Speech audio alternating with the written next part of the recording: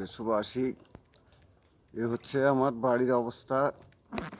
এই যে পানি একটু কমতেছে, হালকা কমতেছে, অত বেশি কমে নাই। এই যে আমাদের কবরস্থান, যে এক হাঁটু পানি জমে গেছে।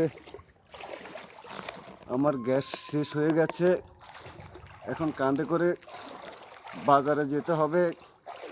আমার লোকাল বাজার আমার বাড়ি থেকে পুরো 1 কিলো আমাকে এভাবে গ্যাসের খালি বোতলটা বহন করে নিয়ে যেতে হবে। কোনো গাড়ি চলার মতো অবস্থা নেই। যে আমাদের কবরস্থানে খুব ভয়াবহ অবস্থা। এখনো এখানে এক হাঁটু পানি আছে। এই যে দেখুন, এক হাঁটু পানি এখনো। লক্ষ্মীপুরের মানুষ খুব কষ্টে আছে।